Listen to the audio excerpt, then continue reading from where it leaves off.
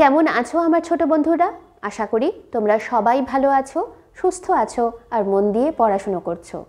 আমরাও কিন্তু পড়াশুনো শুরু করে দিয়েছি। আজকে আমাদের পড়ার বিষয় ক্লাস 8-এর ভূগোল।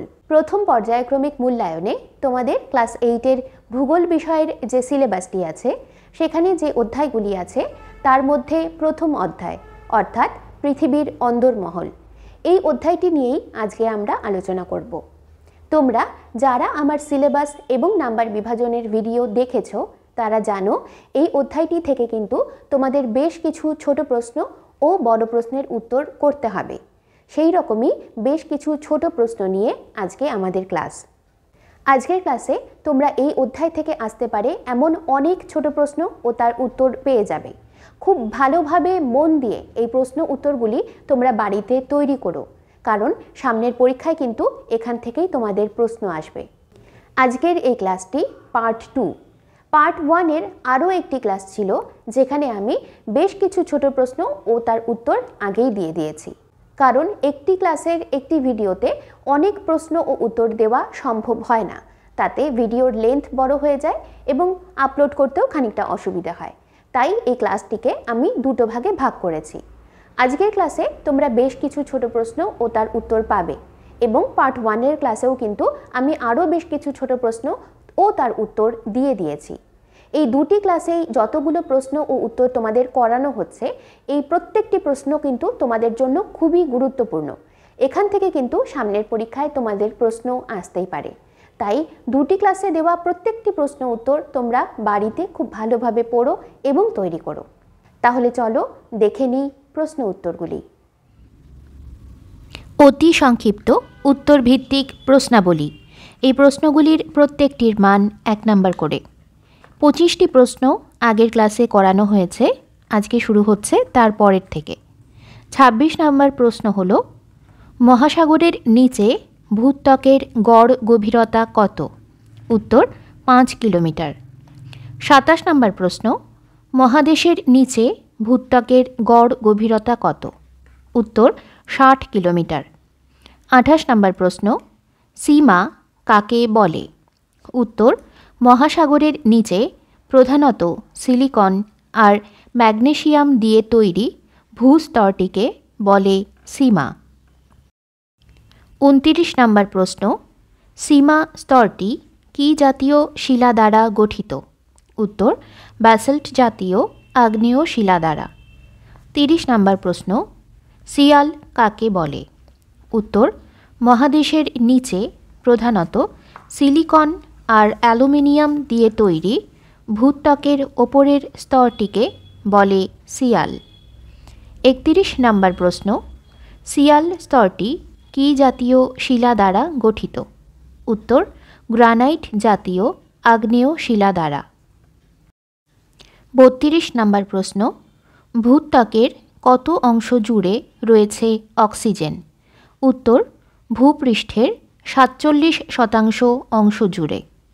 33 নাম্বার প্রশ্ন ভূত্বকের দ্বিতীয় প্রধান উপাদান কি? উত্তর সিলিকন। 34 নাম্বার প্রশ্ন বিযুক্তি রেখা কাকে বলে? উত্তর ভূপৃষ্ঠ থেকে কেন্দ্র পর্যন্ত যেখানে যেখানে ভূমিকম্পের তরঙ্গের গতিবেগ পরিবর্তিত হয় সেই স্থানটিকে ভূতত্ত্ববিদরা বলেন বিযুক্তি রেখা। 35 নাম্বার প্রশ্ন বিযুক্তি রেখার কাজ কি? উত্তর দুটি ভিন্ন উপাদান ও ঘনত্বের স্তরকে আলাদা করা।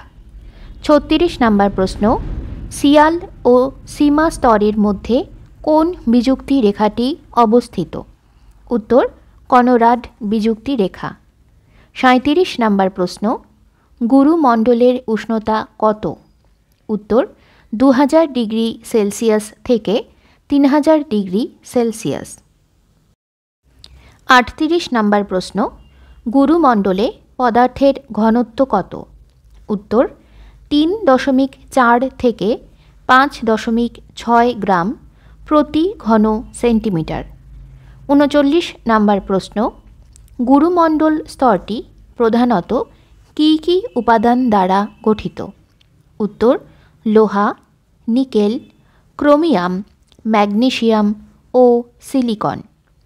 40 নম্বর প্রশ্ন, ক্রোফেসিমা স্তর গঠনকারী প্রধান উপাদানগুলি কি কি?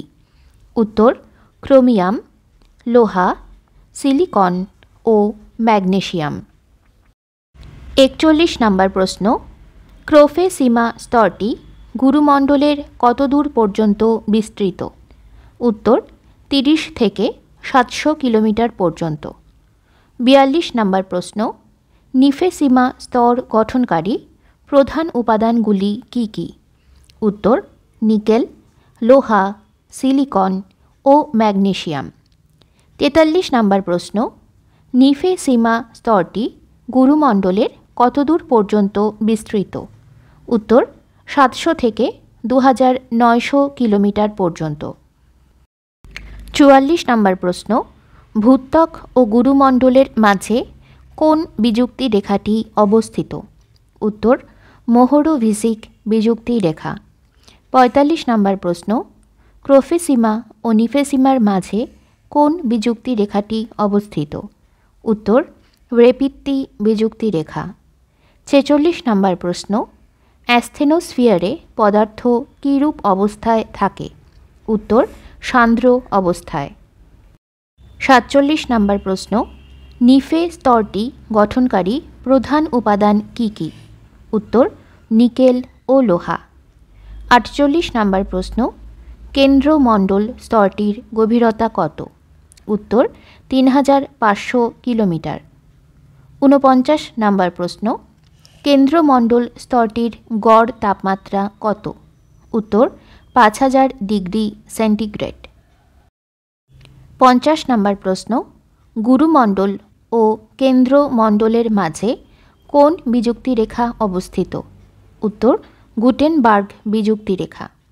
51 নম্বর প্রশ্ন, অন্তঃকেন্দ্রমণ্ডল ও বহিঃকেন্দ্রমণ্ডলের মধ্যে কোন বিযুক্তি রেখা অবস্থিত?